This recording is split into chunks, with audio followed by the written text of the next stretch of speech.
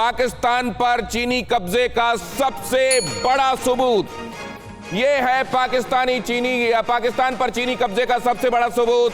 17 अगस्त को Chinese company के लोग पहुंचे रावलपिंडी इस्लामाबाद ट्रेन रूट का किया सर्वे। 2008 से बंद पड़े प्रोजेक्ट को अचानक शुरू किया गया। मुल्ला लेह एक्सप्रेसवे प्रोजेक्ट पर भी चीन का काम शुरू हो गया है।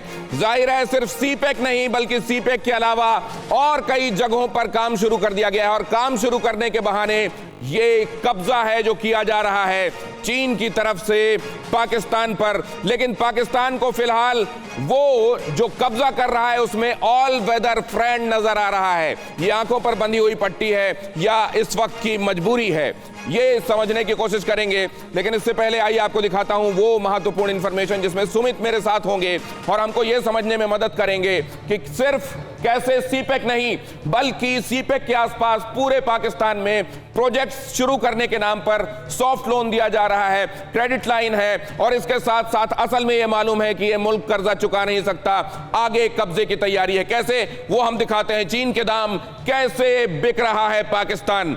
आइए हम इसको देखते हैं कि अभी तक आप ये सुन रहे होंगे कि ग्वादर से काशगर तक, ग्वादर से जो कि कराची में पोर्ट है वहां से लेकर शिनजियांग में काशगर तक एक रोड बनाई जा रही है जो one belt one road project का हिस्सा है। लेकिन इसके अतिरिक्त भी निर्माण कार्य चल रहे हैं। यहां पर देखिए पहले ये अहम जानकारी, यहां पर इस कटोरे को भरने के लिए इमरान को कितनी बड़ी कीमत चुकानी पड़ेगी। इमरान तो हो सकता है कुछ दिनों बाद राहिल शरीफ उनको हटा दे वहां से, लेकिन पाकिस्तान को इसकी कितनी बड़ी कीमत चुकानी पड़ेगी। और कहा यह जा रहा है कि यह जो चेहरा है जो असल में इस चेहरे को बने रहने में मदद दे रहा है वो भी इस चेहरे से अब नाराज है और उसकी वजह यह है कि हाल में सऊदी अरब को नाराज करके वो कर दिया गया है जो कम से कम बाजवा नहीं चाहते थे और कहा जा रहा है इसीलिए अब राहिल शरीफ हो सकता है कुर्सी में दिखाई दे इमरान से, इमरान वहां से हट जाए। लेकिन यह कटोरा जो फिलहाल पैसों से भरता हुआ नजर आ रहा है, यह कटोरा आने वाले दिनों में पाकिस्तान को बहुत भारी पड़ने वाला है। कैसे, आइए दिखाते हैं। 40.2 ट्रिलियन पाकिस्तानी रुपया, जीडीपी का 105%, जीडीपी का 105%। सुमित कितनी बड़ी बात, इतना बड़ा कर्ज। और ये हालत 20 साल में सबसे ज्यादा खराब हो रहे हैं दिनेश।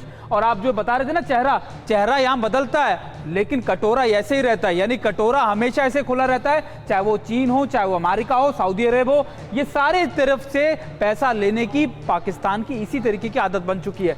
दिनेश आगे ओवर। लेकिन बाकी छोड़ देते हैं, अमेरिका ने छोड़ दिया, तकादा नहीं कर रहा है। सऊदी अरब ने यह सोचा कि ये तो हमारे मुसलमान भाई हैं, लेकिन क्या चीन छोड़ देगा? उइगरों के साथ क्या कर रहा है वो पूरी दुनिया देख रही है। यहां देखिए $19 बिलियन चीन से जो कर्ज लिया गया है वो $19 बिलियन का, और ये तो असल में एक हिस्सा है। इसके अलावा सीपेक बनाने के नाम पर वहां जो इन्वेस्ट किया जा रहा है और जो कर्ज दिया जा रहा है वो $46 अरब का कर्ज बताया जा रहा है। और इस तरीके से अगर आप देखेंगे तो ये कर्ज की कुल रकम जो है वो बहुत बहुत बड़ी हो जाती है। और ये भी आपको मालूम है कि 150 देशों को चीन ने इसी तरीके से वर्ल्ड बैंक से, IMF से कहीं ज्यादा पैसा, $1.5 ट्रिलियन बांटा हुआ। उसमें जैसे ही अमेरिका ने खत्म किया अपना कर्ज देना, कम किया 5 सालों में, चीन ने बढ़ा दिया। सबसे ज्यादा कर्ज देने वाला कंट्री है इस समय पाकिस्तान को।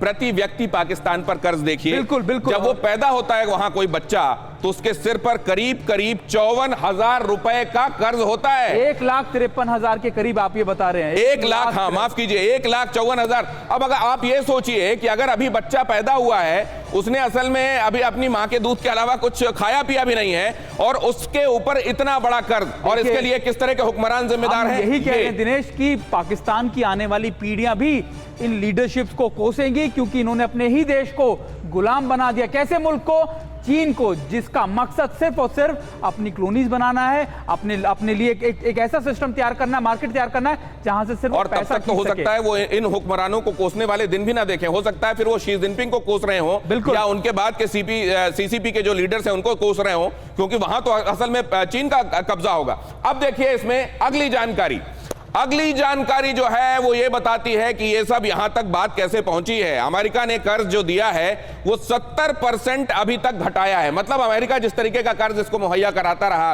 असल में अफगानिस्तान को देखते हुए स्ट्रेटजिकली इसको बहुत पैसा अभी तक अमेरिका की तरफ से मिला, लेकिन उसको 70% अब अमेरिका की तरफ से घटा दिया गया। ये भारत की कूटनीति का ही नतीजा था। भारत ने ये बनाया कि टेररिज्म को लेकर पाकिस्तान इसको जल्दी जल्दी चेंज करते रहिए प्लीज। वो करता नहीं है, इसी वजह से FATF की तरफ से रोक लगाई गई। इंटरनेशनल मॉनेटरी फंड हो या दूसरी चीजें हो, सारी एजेंसीज ने पाकिस्तान से अपने पैसे हाथ खींचने शुरू किए। और ये वजह है कि पाकिस्तान को 5 साल में अमेरिका ने अपने कर्ज की कटौती 70% से ज्यादा कर दिया। दिनेश,